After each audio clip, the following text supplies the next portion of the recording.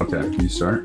Yeah, we're I starting. won't- Yeah, go. All right. While I'm giving the intro this time, J-Rob's trying to solve his Rubik's Cube. So if you want to see that, check out the YouTube and see the video live or see us live on Twitch. Both those platforms, you can search Shaggin Balls to find us.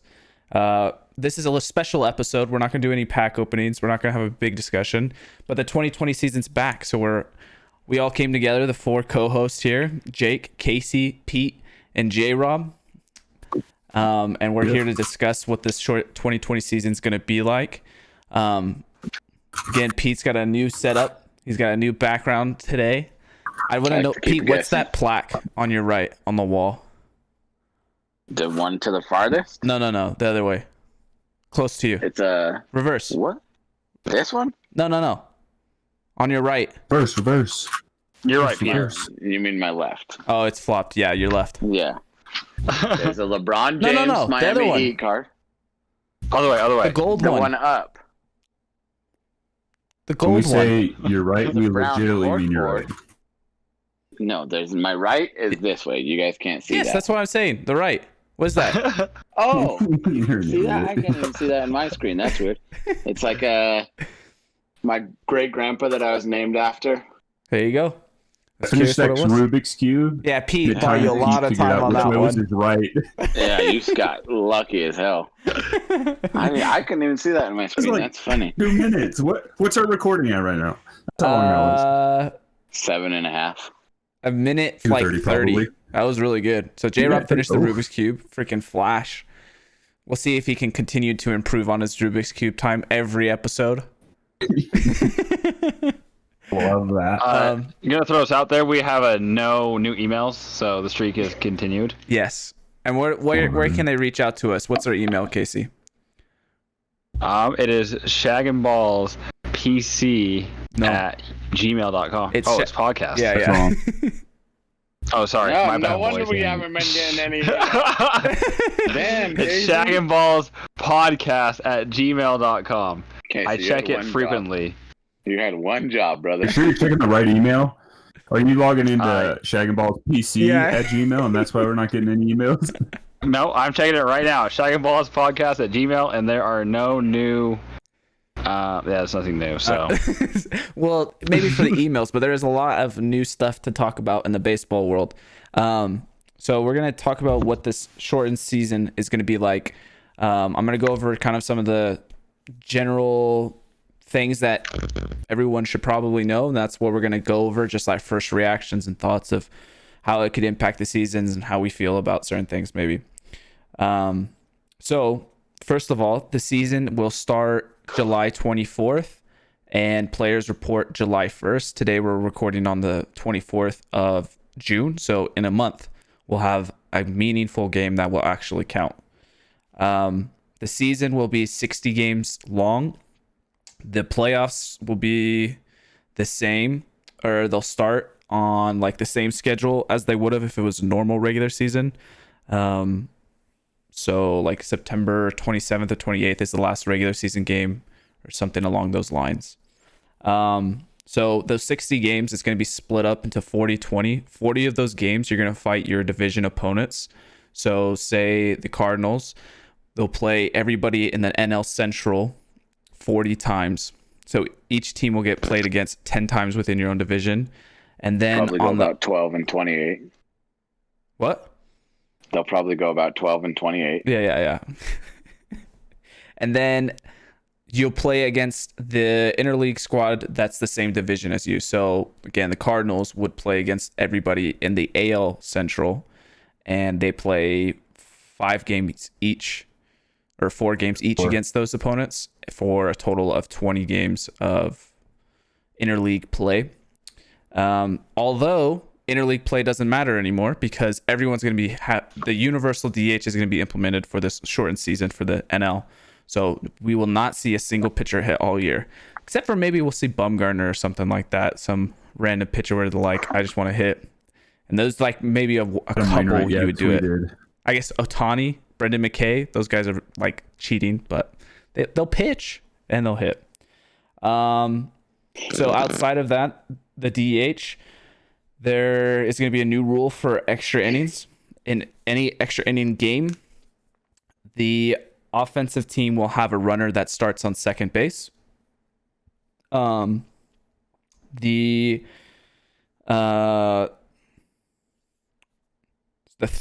roster size will start at 30 on day 1 for the season, and then 2 weeks later it will go down to a 28-man roster, and then 4 weeks later it'll go down to a 26-man roster, which is now the new norm. It was supposed to be implemented this year where it was going to be 26-man rosters instead of 25. They had added somebody, so we'll get back to what the normal is supposed to be now. The transaction freeze that was implemented when baseball was suspended will be lifted this Friday at 12 p.m. Eastern. So their trading, releases, signings can all happen once again. And then I think the biggest thing of all that we haven't covered or talked quickly about is there's going to be no spitting. There's no seeds. There's no tobacco. There's none of it. Chewing gum's allowed, but no spitting or anything like that. Anyways, so we'll kind of just go back through and start this is going to be a free form episode. We're just going to shoot back and forth to each other about whatever comes to our minds and how we feel about this 2020 year and what it'll mean. And yeah, we'll see where it goes. Kasey, what are your first feelings about this shortened season? Or if there's anything else that I left out, please make it known now, I guess. Well, I mean, I look at the season as kind of like, for me as a Mariners fan, almost like a way to kind of showcase how we can play in the shortened season. Because if you look at us last year, we started out 13-2, super hot. So we just need to get hot at the right time. We could make a playoff push. And I do like how with the playing within your own division and within your own kind of region as well. So I like how we'll play all of the AL West teams and the NL West teams if that's accepted. I think it's kind of cool, and I like it because it's more player safety too. I think it's the best. What am I looking for? The best like compromise we could come up with, to where the players are happy and still being taken care of, seem safe. Some of the rules are a little tedious. It's gonna be kind of weird, seeing on television like players not be able to chew seeds or tobacco or anything like that. It'd be kind of like just from a baseball standpoint, kind of weird to see. But I'm just happy that we're getting baseball back. Honestly, even if it was 20 games, 30 games, I'm just happy it's back. Jrob? First initial thought, or when I saw the tweet or whatever, I mean, you kind of saw it coming with like the players just saying they're not gonna do anything, or they're okay with Rob Manfred just like implementing a season and telling them like when and where. Like, I mean, that was the big thing in the MLB, all the players saying when and where, like, and so they just went with it. So I was honestly overjoyed for that. Could not wait. And so I'm glad we have like official dates as well, like reporting July 1st, games starting 23rd or 24th. And then like right now I'm just seeing a bunch of tweets from teams like getting approval, like St. Louis, they just got approval from the city or from the state to like have their spring training when they report on July 1st to be able to do that in Busch Stadium. And obviously with everyone like within the state and like all around the country or whatever, with all the teams, they're like doing everything they can to make sure that they stay healthy, or that they go through the proper precautions to make sure that like they're not spreading the virus or whatever, or COVID-19. So I'm just happy. That was my initial thought. Just, yeah, kind of like Kasey said, like finally there's something. Been looking forward to this. This is what, like our 8th or 9th episode. We've been doing this for like a month, just hoping and wishing baseball's gonna be back, and finally we know when it will be. One of the interesting things as well, I don't think you hit on this, Jake, but I just want to point out as well, for like in regards to the injured list or like a COVID list, or I guess what the injured reserves is what they changed it to last year, so the disabled list. But there's going to be an additional like list like that. So it's not going to be if someone tests positive for COVID-19 or is just showing symptoms, they'll be placed on like this COVID-19 inactive list. And there's no like designated time you have to be on that, where like the IL is at least 10 days. So there's no time you have to be on that, or like a minimum or maximum, whatever. So that is something new as well. Just so, like, I mean, everyone else knows as well, that is something new. Maybe you did say that, I can't remember. But think that's no, I didn't interesting. cover that. Yeah, there's no minimum or maximum of time on that set like list. So, yeah, I don't know. That's my initial thoughts, but there's a lot more that I want to talk about or go into and everything like that. But Pete, what's your first thoughts? My first thought, obviously, I was freaking pumped. I mean, baseball is definitely one of my favorite sports. Yankees have a really good team this year. And, like, for the past, like, I would say week, 2 weeks, it seemed like they really were not going to have a season. And I was like, wow, we're really about to miss a whole year of baseball. And, like, I was just like, this is, going to suck. Like, every October, it's so exciting watching the playoffs, the season, just every day you're off, whatever, you always got a game on to watch. So first my thought was just like, hell yeah, like I'm so excited baseball's back. Like we're going to have teams to root for, things to follow, storylines. Like don't miss a year of prime Mike Trout, just absolutely killing it, building his case as the greatest of all time. And then the two things that like stick out to me, like rule wise, really, and I talked with Kasey about this today. They're like, I was initially like not sure what I thought, but I don't like the putting a runner on second base. Like to me, that doesn't feel like a major league type of move. Like I know, I just got done with my men's softball game tonight. That's a thing we do in extra innings. That's like it seems like I don't think they should do that in professional league. Like, and games, that go like 17, 18 innings, those are such memorable, awesome games. And like, I don't really see how it's like beneficial. Like if you're already out there playing the game, like, you're not going to lessen the health and safety, or you're not going to have a greater health and safety risk just by playing like an extra 2-3 innings. You know what I'm saying?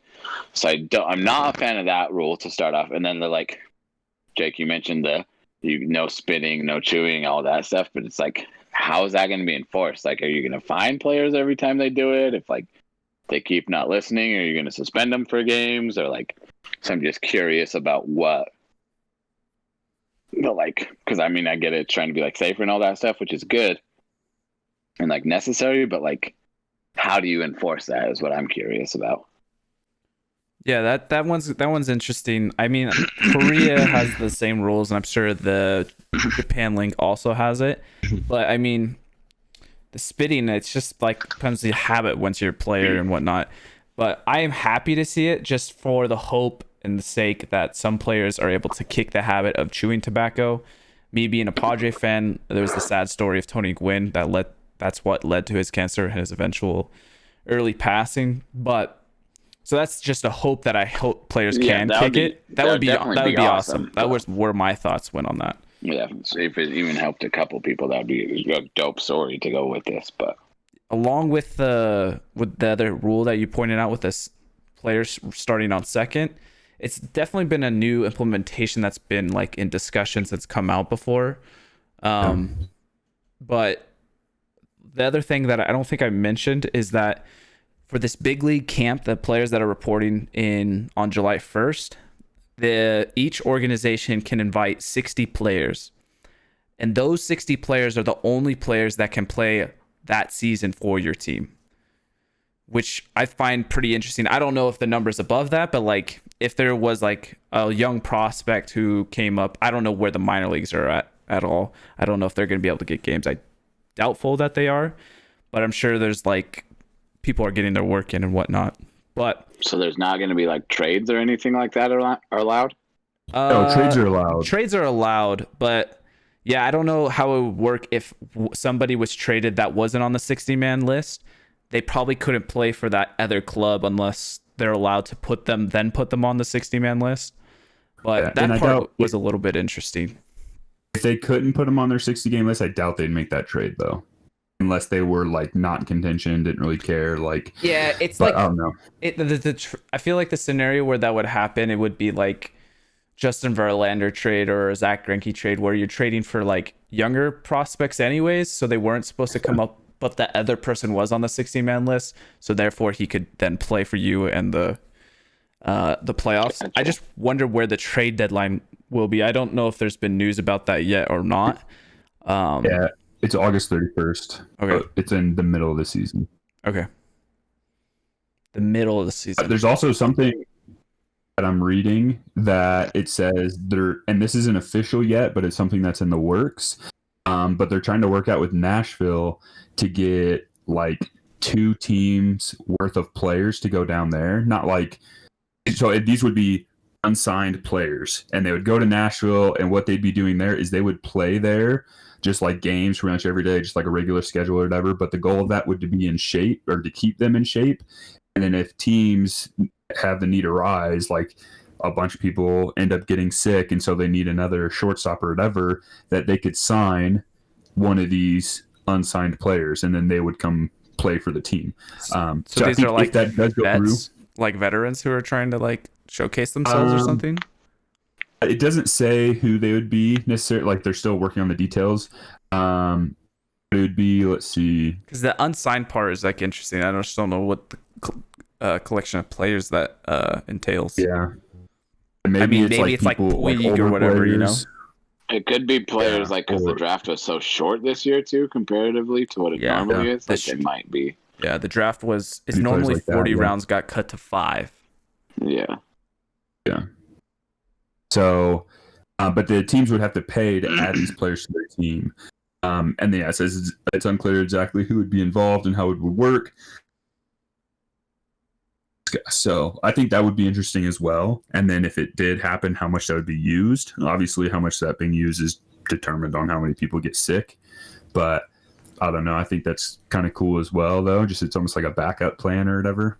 I think it'd be dope even to be, especially if you didn't get drafted and then you got like picked or whatever to go play in Nashville. And even if you didn't get called up, like I'm sure you're going to probably get signed after that. Yeah, to get signed for the minors or whatever, because like we said, there's 35 less rounds in the draft this year. So I think it'll be interesting to see if that actually happens. But yeah. Another question I have, just because I haven't read this stuff yet, but because I know they were talking about doing like 2 or 3 sites where all the teams go. Are they doing that, or are they doing you played in your home stadium? Home stadium.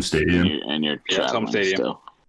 Okay. There's some, like I saw something today with like Toronto. They're still trying to get a clearance for them to play there, and they're pushing really hard for that. Like, for them to be able to play in their home stadium, they have to get approval, essentially, from what it sounds like, just from the city or state or whatever, just for health reasons. And Toronto's working on that. They haven't got approval yet. They should know by like tomorrow. But then if they don't, I read like a backup site was either in like Florida somewhere or Buffalo. And I mean, it doesn't really necessarily matter where you play, because you're not fans or anything. There's not going to be fans. Yeah, you're going to have to travel either way, like whatever. But so, just to focus the discussion a bit more, I think we've touched a lot of the general feelings and vibes of what the season's gonna kind of be. Look, we can try to focus the talk and discussion around maybe a bit more about actual play and predictions and thoughts about certain things. I guess I have number 28 World Series title. I have 2 things I just want to throw up, and they're like unrelated, because I feel like I might forget the other thing. But the first thing I wanted to say was, who do you think maybe as a team would benefit from the new season structure and the shortened season, of just having 60 games? Or is the biggest benefit going to be from a team like the Yankees? I wish I had another example, but they were able to heal up Giancarlo Stanton, James Paxton, who were supposed to miss like the first part of the actual season, but now have healed, and like Aaron Judge is healthy, and Aaron Hicks as well. Like, that's 4 great players that are going to be theoretically ready to go at this start of this season. And then maybe the Central is a bit different, because the AL Central only have to play against each other. Does that open an opportunity for other teams to get hot and then make it into the playoffs because they got hot early, or they just had a weaker, like, teams don't have to go play the Dodgers except for teams in the NL West, or like the Yankees, like they don't get beat up by the other people. Like, you only have to beat the people in your division, essentially. And then the other random thing was just, I'll throw it out there later. But Kasey, what are your feelings? Well, I'm getting screwed. I have to play the Astros and Mike Trout. About 20 games right there. The Dodgers are going to play probably, 5 games? 4 games. 4 games? Yeah. So, I mean, it definitely makes it more competitive that way. I think the AL West will be a bloodbath, or even that just West will be a bloodbath between the Dodgers, Astros, and Angels, the Athletics, the Rangers. Like, there's a lot of good teams in that kind of like region, I guess. Even with the East Division as well. I think we kind of touched on last week, or our last episode with the NL East, how we kind of all gave our spiels for it, and that's a pretty good division, pretty tough division. And to add that with the Rays and the Yankees, so I think that's kind of interesting. I mean, I like to see it. It's entertainment for sure. That's all I really have on that. Yeah. I think, going on your point, with like who is going to take advantage, or like who are teams that are going to have more success with this, I think it's going to be the teams with a lesser bench, like teams that don't have as much depth. Yeah. It will, like, comparing to a regular season. Like, take the Yankees, they do have a lot of depth. I mean, granted, they're still a really good team, and they're going to do really good, like, no matter what the season length is. The team that maybe doesn't have as much depth, like when it comes to a 162-game season, when their ace, who's their best player by far, at least on the pitching side, and it's like a heavy drop-off, they can ride him more, because, I mean, he's probably only going to play like the same fraction number of games, but because games mean so much more, because there's a third of them, practically just over a third, like, those wins are going to mean more. And so I think those teams will benefit more. I don't necessarily think they're going to, like, teams that wouldn't regularly make the playoffs, that they wouldn't make a playoff. I think they'll make a better push, or it might be a little bit closer.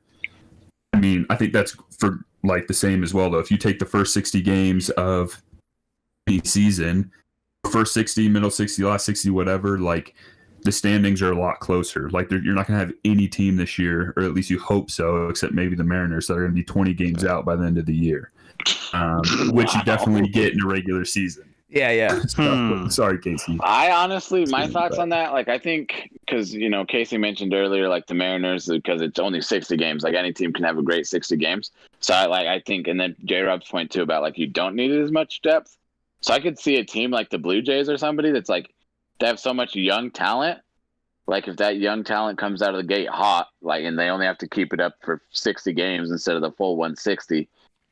Like, I could see a young team surprising, or even a team like the Angels that have, like, Mike Trout can be hot for 60 games in a row.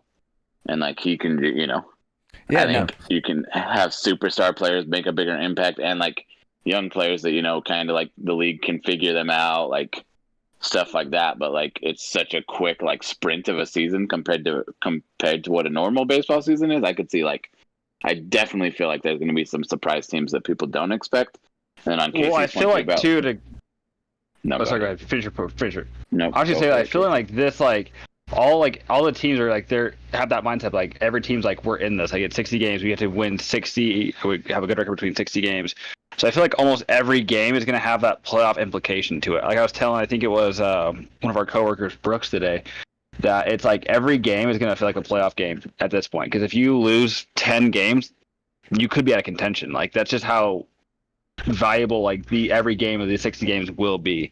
So I think we'll see a lot of good baseball. I think a lot of teams will even, like, try to make almost like postseason moves, like maybe like pitching matchups, and that comes back from that play of that 3-batter minimum rule for a pitcher. So I think we'll see a lot more of, like, strategies kind of being implemented that we haven't seen in the past with this new structure. And I'm excited to see, like, the teams that, like, are on the bubble, like maybe like the White Sox, the Indians, the Rays. Oh, the Rays are pretty good.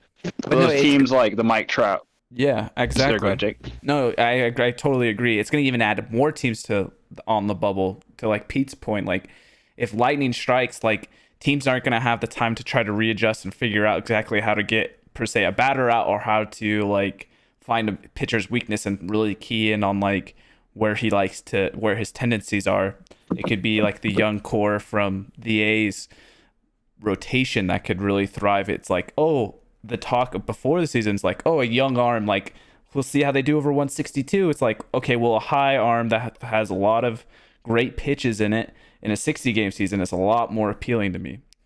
There was an interesting post I saw on Reddit today from the baseball subreddit, and it was just a screenshot of the now updated projections for the playoff chances.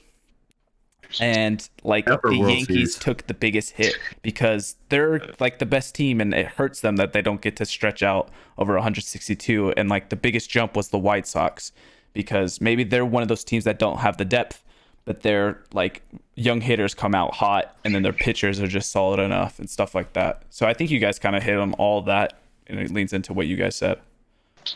Well, another thing too to add to that is I don't know if you guys saw the roster rules. So the first 2 weeks you have 30 men, and the next 2 weeks it goes on to 28, and then by the end of the season or the remainder of the season it's 26. So you're losing 4 players at that point. So also I feel like if a player like maybe like a veteran player that's like in this instance, I'm just throw a name like Andrew McCutchen. If Andrew McCutchen's not performing, but let's say they have a younger guy that is performing. Do you cut McCutchen and send him down, or do you keep him? Like that's the kind of like hard decisions they have to make. I think just make it more interesting too to see who does make the cuts, who doesn't make the cuts. You know? Yeah. Well, and Especially on those like winning teams. one thing I thought about is, and this is going back to just like what we're talking about with not being able to figure out rookies, things like that, is like for whatever team, any AL East team playing in NL East team, last time they played this team, when's the last time any batter, even like a really good player, when's the last time the freaking, I don't know, Aaron Judge saw DeGrom pitch? Like, so that matchup right there, like, I mean, that's going to be a tough matchup. Maybe it goes in DeGrom's favor, maybe it goes in Judge's favor, but that's like another thing. I think it's going to be like kind of a crazy season, or like why it could be so close, is because you're going to see a lot of like pitcher batter matchups that you don't see that often. Or like that could potentially, some of them determine games. And then again, with being so many less games, every game mattering more, it can make things a lot closer. I don't know. It's going to be crazy.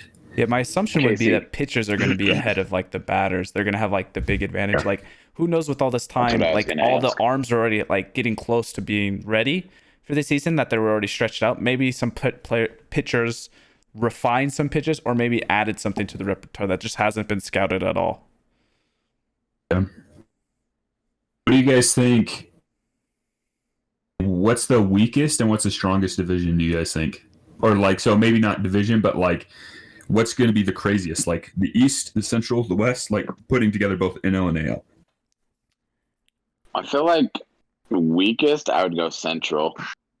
Mainly I agree. because AL, I feel like, but I agree. Yeah, the ALS. yeah. AL Central's not bringing a whole lot to the table. Well, I feel like, yeah, you have the Tigers and the Royals, who are pretty trash. You also have the Pirates, Yeah, those three. pretty trash. So those are 3 really low teams. And then, I mean, and honestly, I don't think like the Cardinals, Reds, Brewers, and I guess you could throw the Cubs up there, but I think those 4 are pretty solid in the NL. They're all like But you have the solid, but Twins. they're not like the top team. Yeah, they're not going to win 100 games. I don't think even, well, obviously not, but even 162 game season, I don't think Any of them are 100 including Yeah. the AL Central as well. I Yeah. don't think any of them. So like, But whereas other the teams West will. and the East both have multiple teams that I over think- full season you could win. I think the West is going to be the toughest because you have the Dodgers, the Astros, the Angels, the A's. The Rangers are sneaky hot. The Padres have gotten better. The Diamondbacks are good. The only teams that aren't really good are the Rockies, Giants, and Mariners. That's the only teams that aren't necessarily going to contend. So I think there's a lot more contention in the West. I mean, you can make the same case for the East, though, with the Blue Jays and the Yankees. But I just think the West from top to bottom, for the exception of the Rockies, Giants, and Mariners, like they're not. Those teams aren't contend. The other That's 8 what teams I, are don't- contend. I would say because the East, like obviously the Orioles are gonna suck, and Miami's probably gonna suck. But like the other 8 teams are all Yeah. I could see Or at least being decent. Yeah. Competitive. Like are all so like I mean you have obviously the defending World Series champs. You have the Braves who were a really good team last year. You have the Phillies who were a disappointment last year, but if they live up to their potential, and then obviously the Yankees, the best team in baseball. So it's like I definitely think, but both of those divisions I think are going to be like I'll be shocked if the World Series champ doesn't come out of those. Yeah. So I'll go a for couple things. Go. No, Jake, you go. I've talked a lot. Yeah, I think you guys have kind of nailed it, like between the competitiveness of like the divisions and stuff, And to Kasey's point, where he's talking about the teams like on the bubble, it's just going to keep it a tighter race overall, and so that's going to add more teams to it. But like the collection of teams that are probably like we've kind of listed them out, the teams that will not be competitive or will really try to get themselves over the edge this season. I'm curious if any of those would actually have a shot. Like, so I want to go through with you guys and like list off who are the teams that like we don't think are going to be competitive or like attempt to be competitive, but out of those ones, which one like has a shot of like maybe being close to reaching the playoffs. So it's like I'll list them off, and you guys, if there's anything out there. So there's the Marlins, the Pirates, the Mariners, the Giants. I think the Rockies may not. I think they're still trying to be competitive. It's a very similar core to what got them to the playoffs before. I think I said the Pirates, the Tigers, the Royals, and the Orioles. So there's about 7 or 8 teams I would say like are completely not trying. Is there anybody else you guys would add to that list, or fringe maybe add to that list? Because if it's only those teams, that means there's 22 competitive teams out there for they're trying. And that's the thing is, even those 8 teams, I feel like if 30 games in, you know, somehow they're 18-12 and like competing, and like you're gonna want to get your young guys playoff experience. Yeah. Like even in a weird year. Yeah. That would be crazy. This is gonna be the best year to do it, which I feel like will have like an impact, because I don't think there'll be as many trade options out there, because every team will be close to contention. So like you could see it like either way, where way more people are looking for players, so there's more trades, or there's like no trades because everyone's, you know, within 3 games of each other, because you've only played 30 games. So like it'd be really hard to give up on the season when you like, because everyone loves playoff experience. Everybody has young guys you want to develop, especially the teams like that you listed off that aren't like, they all have so many young players that like, even if they get, you know, one round in the playoffs and get swept, like, hey, you can sell that to your fan base. Like, we made the playoffs. We have an exciting young core. So whenever fans are allowed, more people are coming. But it's like playoff experience is great, especially at a young age. So it's like, it'll be really interesting to see how that goes. Is the playoff format the same? Like, I think it is. I haven't heard differently. I'm pretty sure. The playoff format's the same. Like, there's not any of those weird teams that like would have a chance. Like the Mariners have probably been like the team to say they have a chance, because they did catch fire at the beginning of last year, but they had like Jay Bruce, Edwin Encarnacion. They had like these veteran like pieces that like that were performing. I'd like none of those lower tier teams I feel like mentioned it. Maybe the Tigers have the best chance of doing it, because they do have some young pieces that are actually going to be on the major league roster this year, and maybe Miguel Cabrera gets some life in his bat a little bit more with more rest. I'm not sure, but I like what Pete was talking about. How will the trades and transactions goes? Will there be teams that will sell out more just to try to secure that playoff spot, or is it going to be still kind of similar, like effort wise, from each front office trying to acquire another piece, or is it so competitive that the price is driven up so much? Also, there's a lot of different variables. I don't know how it's going to go. I guess it's just. Yeah, that's because like over 30 games, you know, like you're like the most someone's probably going to be back at the halfway mark is probably, you know, 5-6 games. Like you're not going to be 20 games back, and if that's when the trade deadline falls, like I wonder if there's like a team out there that's like they're actually like close. They're within like the 3 games of like 4, 5, 6, 7 different teams that are all like. It could go either way just with 1 week of play, and they decide to go like the complete opposite. They're like, you know, we're going to lose some of these guys in like the next year or the 2 years. We're going to like sell them while the price is like, maybe the demand is high or something. Yeah, you could see that too. I'm excited for that. Get a lot off of it. Yeah, like just honestly, I think it's going to be a crazy season because of it can come down to the last week, and you have literally 3 or 4 teams in your division that are all within like 3 games or something, and it's like, and you're going to be playing them too. But like your game is going to be. That's true. Yeah, you're going to be playing within division the whole time. Could be, your last so like 3 games, they're all versus a team you're 2.5 back of. Like, the swings are crazy. Oh yeah, think about that. Because even if you're down, I love that. Yeah, Jrob, what were your 2 so points? Exciting. Well, I was gonna say one of them was about the playoffs. If it was just the same, I just wanted to make sure.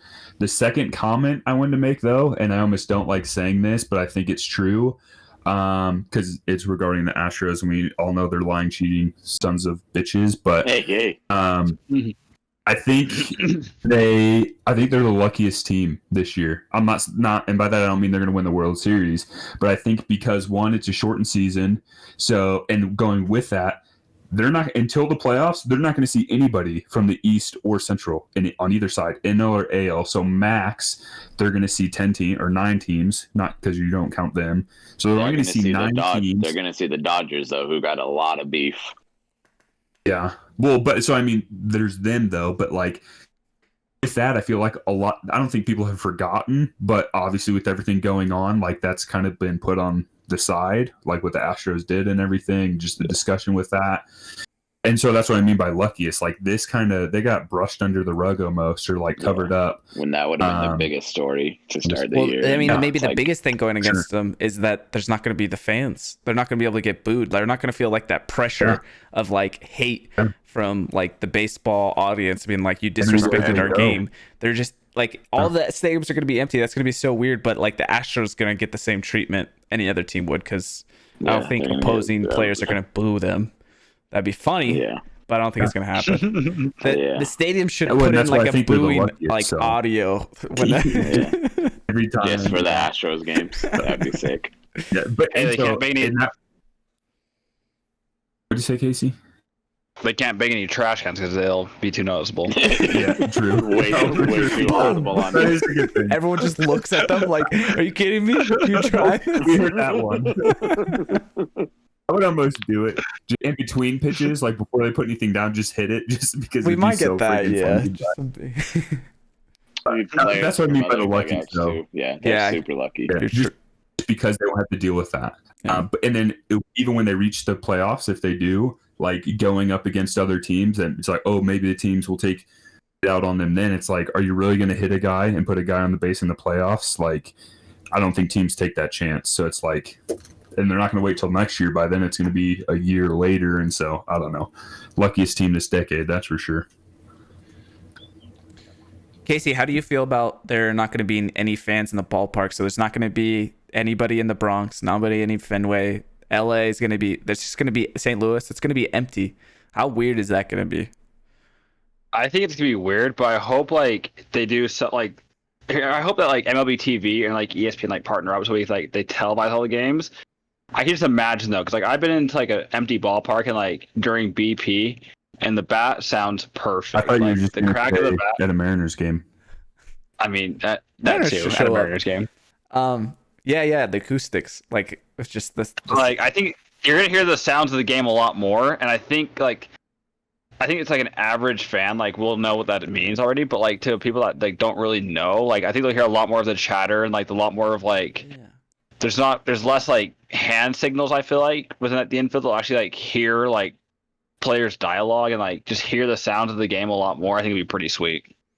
Yeah, I feel like the first like game or two you watch will be like, oh, this is kind of weird, like not hearing fan noise and cheering and like the gasp when the fly ball goes up and all that stuff. But like, I feel like the TV experience is not going to be that different once you like adjust a little bit. And after like a game or two, you're just gonna be like, oh, this is dope. And like Kasey mentioned, all the like extra sounds and stuff you normally don't get to hear. I feel like if, they let a couple fans go to the game, like it'd be a way weirder in-person experience to be there than it is going to be on like only watching on TV. Very good. I think what we should do, and this is just kind of a side thing, also discuss off air, but no, we should like stream us watching games together as well, like just to get together one watch party or whoever, just kind of like a watch party and watch the games, or like open up a Zoom call and open it up to people or whatever, like, and have a bunch of random people hop in too, and we're just watching a game, like going crazy over it or something. I don't know. I think you're almost like going to a game. Obviously you're not, but just get a bunch of people together or something. I think a watch party is a great idea. That'd be dope. I'm like Cardinals fans, dude. Oh, Be cool if they mic'd up a lot more. You could hear but then I don't know. I am excited for that player chatter that Kasey brought up. That had not been something that crossed my mind, and just that'll be cool to hear a lot more of that stuff. Do you think they'll do the same thing in the Korean baseball league where they play like the ambient crowd noise type of sound, so there's still sounds for the players even though the people aren't there? I think they will.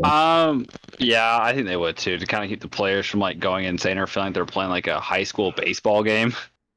Yeah. Yeah. I wonder if they're going to be televising much see- of spring training, like the re-upping, because I'm just like anxious to see like all of our favorite players back on the field. They have to. I think they'd be ESPN dumb needs not content. to. Yeah. Yeah. Yeah. I just I wonder how hope it'll be. they put stuffed animals in the stadium, like the Korean baseball league, with like SpongeBob and like Hello Kitty, all those like just major stuff. It's gonna be like the That'd be so mascot sweet. sitting right Chilling out behind the home plates. That'd be sick. Did you guys look up the odds to win the World Series? No. Yeah. Kasey tweeted them at me. Who is Did you- still oh, the top? yeah. Is it the Yankees? I think it's been. Yankees, Yankees Dodgers. are the favorite. So- Dodgers are next. Oh, not by my thing. That's something I'm looking up right now. Maybe it's just a different thing. Yeah. but What's yours? Insider.com. So they have Dodgers at plus 375 or 15-4 odds. Yankees 400 at 4-1. Astros 650 at 13-2. Braves 1300 13-1. Twins 16-1. Rays 18-1. Nationals 18-1, and then the Phillies and Cardinals 20-1. That's top 9. Oh. Padres are 40-1, and then Mariners are 500-1. Oh yeah, you know where I'm Let's placing go. my money at. Let's put some money down, Casey. We'll cash out. It'll be interesting. And Put $10 on that. we've covered it a little bit in past podcasts. I might. But the like World Series championship and like the meaning and like the like just winning that, like if it was going to feel any less or more, like if it's still the normal playoff structure, like the team's still going to have to get through the playoffs and do it. So I feel like they'll earn that title. I think it's just like season accomplishments if they give out awards. Like I don't think they're going to be doing the All-Star game stuff. So like the accolades of like the full season's kind of weird. Like there's always like the saying of like, it's not how you start, it's how you finish. But if like you start strong, you're finishing strong this season. There's not like gonna be it's just one. Yeah. I feel like, because we did talk about this before, and I feel like the title's still gonna, like, especially with the same playoff structure as there is every year. I feel like it's gonna be like regarded just like any other title is, unless there's like a right before you go to the World Series, like let's say Cody Bellinger gets sick and has to, quarantine for the World Series, and like the other team wins. I feel like true. that I could see where it being like, okay, I mean, you won, but yeah, we were like, without. Yeah, that'll be interesting how much that impacts. Like, just the star player wasn't able to play, or like an impactful player. Yeah, because I mean, you think players will be really safe, and like, yeah, if a team like the M's or the Marlin wins, I don't think they're gonna get respect, but. That would be crazy. That would just be fun to see, but yeah, I don't know if people would credit it like as much. Yeah. Oh, I go crazy. You kidding me? Yeah. I mean, Yeah. That means As a fan, that means in 60 games, we were the best team in baseball. I had to go through the playoff format and beat every team that we played to win a World Series. I would credit the shit out of that Mariners championship. I don't even care. Yeah, if I win number 28 this year, like, there's nobody that could tell me nothing. You know what I'm saying? It's like, I don't give a shit. The I title's could a tell title. you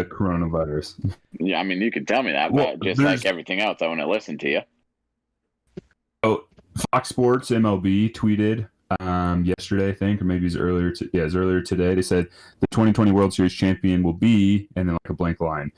Just like, I commented on it obviously, but like scrolling through the comments and everything, and this is what made me think of it, so I pulled it back up. But there's a good amount of people who's like, oh, coronavirus, or like illegitimate or whatever. Just like, I mean, there's a lot of people who put their team. There are a good amount of comments like that as well. I mean, there's obviously mixed feelings about what people think. And then, I mean, yeah, I didn't even think about what you brought up, Kasey, just with if people, major players get hurt or whatever, or sick, and it's Like, I don't know. Does that make it illegitimate? Or at the same, And, I like- mean, or do people look at it like it's like, oh, well, maybe is it the same thing as getting hurt? Like, obviously, it's not the exact same thing, but like players miss time. That's what, like, because you know Uncontrollable. the Raptors won the title last year in basketball, obviously, but like Clay got hurt, Durant got hurt, and people don't Yeah. invalidate that. So it would be really interesting to see whether like injuries, what people will be is like just count that as an injury, How or that's like comparative. Yeah. Yeah. It's a totally different variable that we haven't had to think about as sports fans before. The other thing that we really haven't discussed is that the DH. The DH is here. Yeah. Like, it's full DH, 100% DH. I don't like. did they extend it to next year too? I don't. No. That don't hasn't remember hearing been. That was in discussions for before, but they But just not went to the official. original agreement, which was just this year in March. Okay. So just so Gotcha. far, just this year, nothing for the next coming years, but it's gonna be like a trial run to see how it goes. That was like the one thing players and owners really decided on. Like, it's just like the fans who debate really back and forth with each other about it. But Jrob, as this one really pertains to you as a Cardinal fan, because you guys traded away Jose Martinez just this past offseason, and he would have been a great DH slot I for you really guys. just thought of that. Yeah. So I don't know. Yeah, like, I don't who know. comes to mind as like who's going to benefit from the NL. I don't know if you guys have anybody else to think about. Maybe like the Mets, if you want to Cespedes, he's coming back from his leg injuries and he's like not very mobile in the outfield. Or Cano is like now a DH for them, and you don't have to worry about him being a minus defensive position player out there and stuff. Like, who's some other players who are gonna like now gonna slide into the DH? I think, well, for not anyone necessarily specific, just a thought that just popped into my head. I feel like players that hurt during the season, like power bat, say Paul Goldschmidt for the Cardinals gets hurt, and then he, like, I mean, obviously being hurt, you're out, but like he can come back, but he's not 100%. Come back quicker. Maybe they throw him in the DH. So like he's not going to play the field, but they'll throw him in the DH so that his bat's still in the lineup. Like once he gets to that point, maybe that's a factor. I think that'd be interesting to see that, like if players like that, or that's how they start to get players back in. We did see if that in they're the hurt. 2016 World Series. Kyle Schwarber couldn't play the field, but he could hit, so they let him hit when they played in Cleveland against the Indians. Yeah, and that's a big bat, or at least, I mean, he was hitting He was well in the impactful playoffs. that year, yeah. So I think that will be one thing to look for. Obviously, you only have one slot to do that with, but I mean, I don't know. For the Cardinals specific, I mean, that's who I'm thinking of. Like right off the bat, we have a lot of young outfielders, and so I think like someone like that, like one of our young outfielders that's not going to play, that's who we're going to put as the DH, because besides that, we don't have really anybody else. I think it's going to be. I think it's going to be great. Like, as just looking at a Padre perspective, and I'm sure this applies to other teams, there's a lot of youth that's come up through the system and stuff like that. And you try to find a place for, say, I'll take Josh Naylor as an example. He's like a good hitting prospect that's come up through our system. But he's been blocked because he's a first baseman, because we signed Eric Hosmer to extensive contract. Dumb deal. Or this also applies, well, not to the Yankees, but you guys have Clint Frazier, they're just blocked at the major league level, so they then therefore have to try to start learning another position to start like trying to get ABs from the outfield. But now for the NL teams and the organizations and younger players, or just to get in more impactful pieces that are blocked, because this guy's getting paid, so he is getting all the opportunities and chances to prove that he's valuable and impactful. But Hosmer hasn't been over his contract, so it's like, well, you can't just chuck him to the bench because of his contract. But now this allows like Josh Naylor to get at bats and not having to force him into the outfield to get those at bats, or to move a Hosmer off of first base. It allows people to do that. Another person, Gundam Wing in our Twitch chat, just put in a great example. It's Blackman. Blackman is a very, very poor defensive outfielder, but he's great offensively. And now he's going to be a DH for Colorado, where they could put in more of a speed type guy who's going to be good and cover that vast outfield better. That's a great call. Yeah. I think the biggest impact this is going to have is, like you said, Jake, for young players. Like, I mean, I briefly touched on it, didn't really say it, but yeah, with the Cardinals, there's a lot of young talent in the outfield. So probably one of them, or for other teams in the NL that are, yeah, like you're saying, being blocked by someone else. Like, hitting is the biggest thing that you need to get prepared for when going from the minors to the major leagues, at least in my opinion. Like, you can play defense. Obviously, you need to, like, stay up on that and everything. But it's a lot quicker to, like, get back into fielding a ground ball or something like that compared to try to hit 100-mile-per-hour fastball. Yeah. So, like, getting those at bats is going to be so much more key in developing those young players, and I think they're going to be the biggest winners of the season as, like, a whole, if teams use that to that advantage, like, for who comes away with the win. Yeah, you're absolutely right on that. Like, at bats is the most valuable thing for a hitter, and you can't simulate that in the off season where you're getting 500 at bats for a minor league season or 400 at bats. You can practice ground balls, you can practice throwing, you can practice running, but you can't practice the game type situations worth a live at bat where pitchers competing against you. It just doesn't happen. Yeah, it's definitely the hardest thing.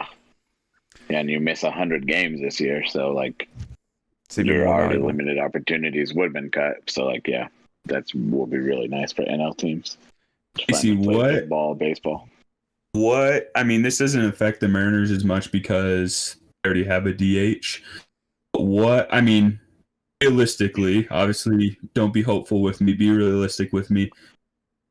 What are the Mariners' prospects like? I mean, we didn't go over that. I don't think we talked about prospects last week, but just for the NL East. But like, can they take advantage of this year, or like, where are they going to fall? Where do you think? I think, well, we've already kind of made that shift over with like J.P. Crawford and getting rid of Gene Segura. We've already kind of started to phase out D. Gordon a little bit. We're kind of keeping D. Gordon around because of his contract, and he has to get some playing time because he's just too expensive to keep on the bench, kind of like what Hosmer is doing. But Shed Long will get most of that time. I don't know what's going to happen at third base. I mean, I don't know if we have any third basemen worth, like, in our farm just to replace Seager right now, and Seager's still kind of fairly young. I think Daniel Vogelbach will be our everyday DH, and we'll have Evan White kind of be our everyday first baseman coming up with this. And even Evan White was the guy that the Mariners threw a ton of cash at, even in the minors, just playing only Double-A. So interesting to see that. I like Malik Smith.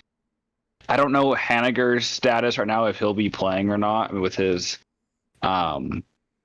testicle issues with that foul ball still from last year. I don't know how he'll handle. Kelenick's pretty good.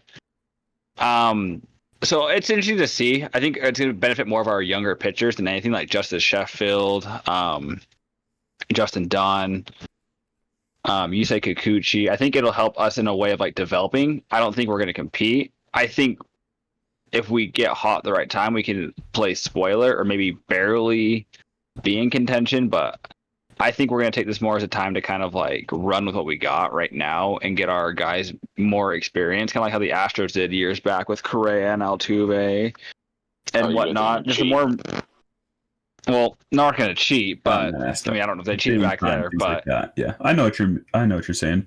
What do you, over under Mariners win 25 games this year? I think we'll probably win about. Oh, that's tough. Well, because I was just going through. Like, if you played 10 games versus Athletics, how many do you think you win? I said 4. Yeah. I say I think we'll be over, but not by much. I think we'll be over by like 1 or 2 games. I think we'll win around like 27, 28 and the games. West is a lot more competitive because we put you guys out as one of the punching bags out of like the Western region. Yeah.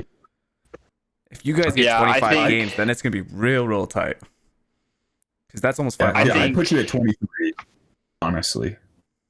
I mean, that's fine. I think it all comes down. I think it comes down to where we're playing at, and how motivated our guys are, and how well we're playing. 'Cause, I mean, look at last year's team. I mean, yeah, granted we had Jay Bruce and Edwin Encarnacion, but we had gutted all our entire offensive pitching last year. We still started out 13-2 and took it to the World Series champion. So it's like, I think it depends how well our guys are meshing and like who's hot at the right time. Because I don't think our players that we have are bad. I don't think that like J.P. Crawford or like D. Gordon, Shed Long, or any of these guys are like terrible enemies. I think we're a lot better than the Marlins and the Tigers and the Orioles. I think we're a lot farther along than them. Yeah. But I think it's going to come down to like just how like our confidence levels too. Like if our young guys are getting like just beat up, get the shit kicked out of them, which I mean it's kind of expected of that. They might get a little more discouraged by it, which I think like the more veteran like leadership with like Kyle Seager and D Gordon will kind of come into play there. Hopefully they can kind of like help them out. I guess bottom line with the Mariners is like it's going to be a learning experience. I think we're going to kind of we're definitely going to get beat up a lot this year. And I think it's going to be kind of hard to watch, but I think it's going to teach the younger guys in the younger core and get them like the major league minutes. And even like if you're playing only the Astros, the Athletics, the Rangers, the Dodgers, like you're going to get like you're playing, in my opinion, like the best of like what this is right now. Like you're not playing the Yankees or the Rays or the Twins, but you're playing a good chunk of like really good ball clubs. And so getting that experience, I think, is only going to make it better. In my opinion, I think the AL West in this situation, like 60-game season, more teams than ever before having a chance to make the playoffs and going all out for it. I think AL West is the best best division. Like the most competitive. Like you have the Angels, which we talked about. Obviously, they haven't been able to make the playoffs, but they have the best player in the league. They have Ohtani, which hopefully in a short season could be healthy. They picked up Rendon. Like in a short season, I think they make a push. The Astros are obviously good.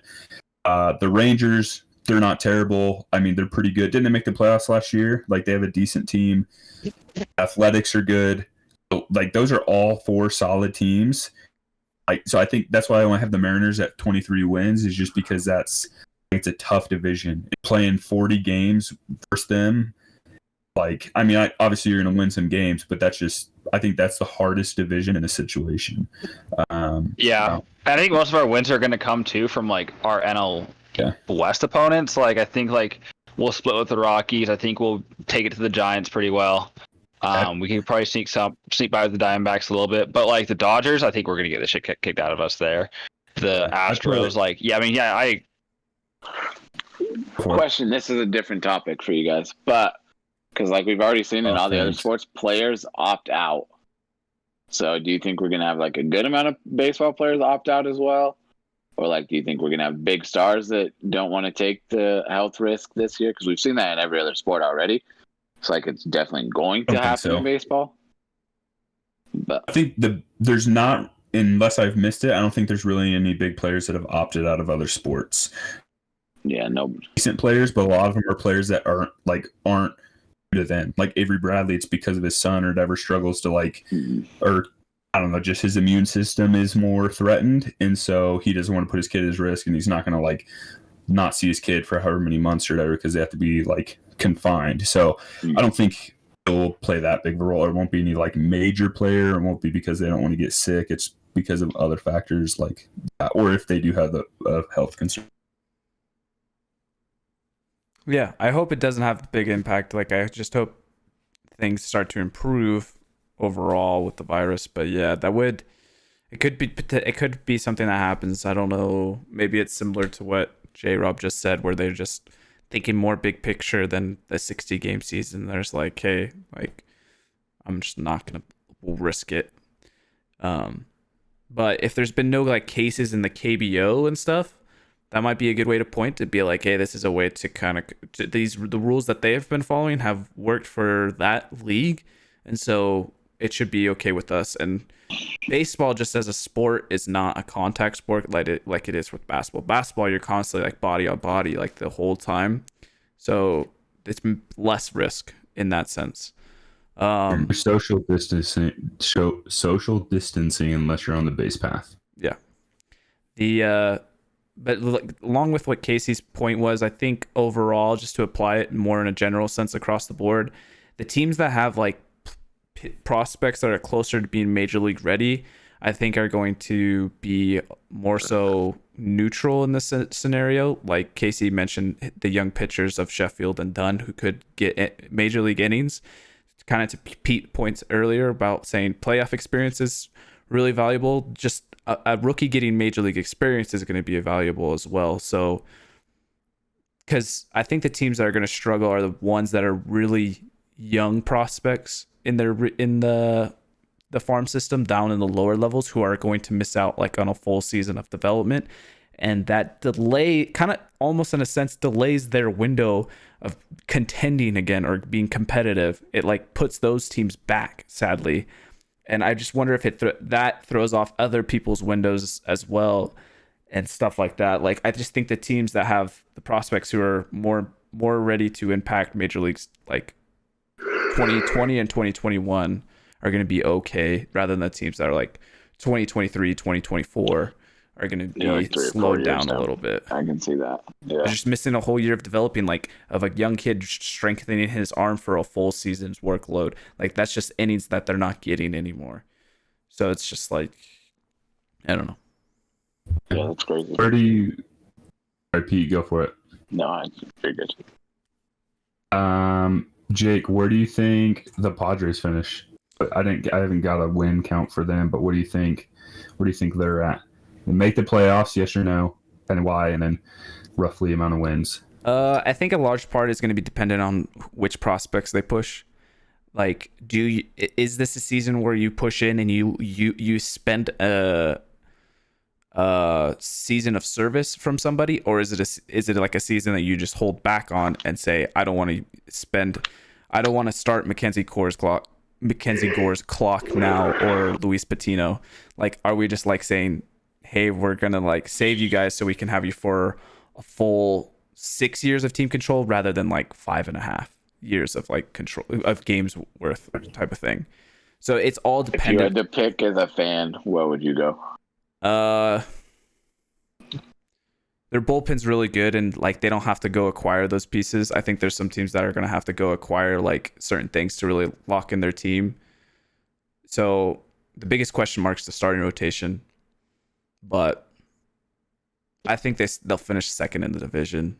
I don't know how many wins that'll be, but I think second. Yeah. I can see it happening. Berth? That's like the positive side of that projection. Like the lower side of the projection is fourth. Do they make a playoff if they're second? Yeah, I think they would.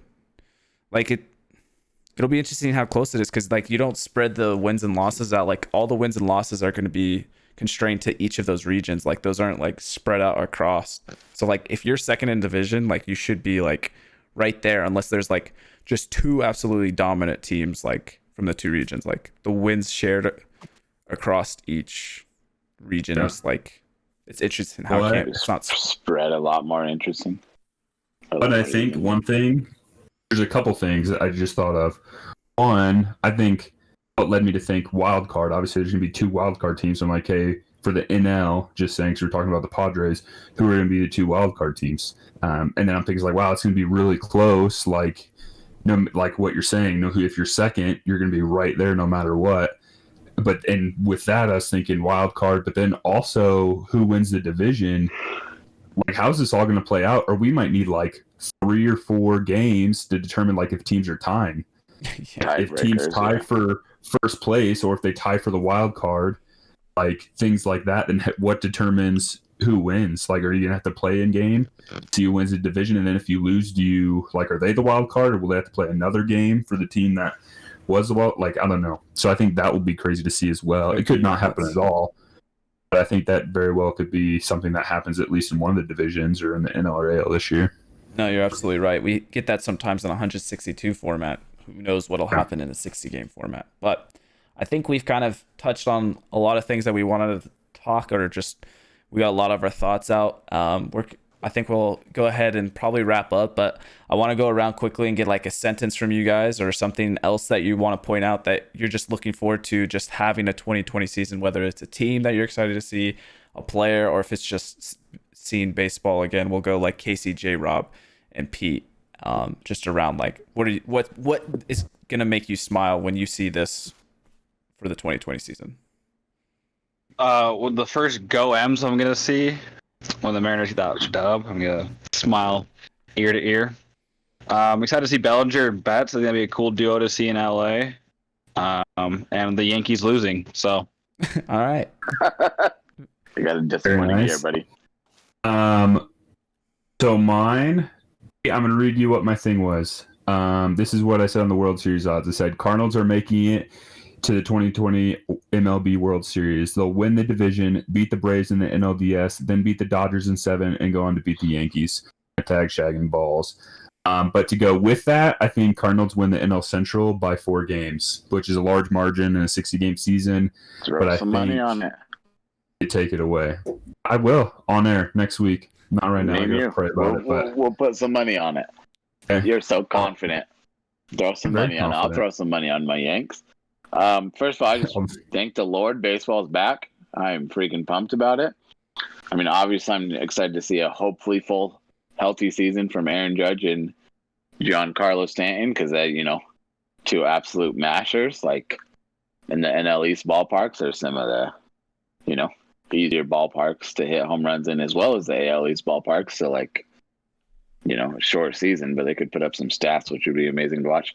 But also the Angels. Like, I'm very excited to watch the Angels this year. Mike Trout, healthy Ohtani, added Rendon. Like, Yeah. that's an offense. I want to watch that lineup. Like, I'm pumped to watch them. Yeah, that's a great one. For me, it's seeing the Reds. I'm excited for what the Reds did. I think the short form season helps them greatly because, to J-Rob's point, I don't think depth's going to be as impactful over a longer season. So I think the DH helps them even more. They can slide in Moustakas or Castellanos into the DH. And I like that pitching. I'm excited to watch the Cincinnati Reds personally. And with that, we'll bid our audience goodbye. Thanks to everybody who tuned in on Twitch to watch us. And for those watching on YouTube, what's up? And as always, you can reach out to us at our email, shagginballspodcast@gmail.com. Can we break the streak of going emailing lists like we have gone without any MLB games? Are they tied together? Who knows? Find out next time. And thanks for listening to this special emergency podcast. MLB's back. World's getting a little bit back to normal. Bye, Internet.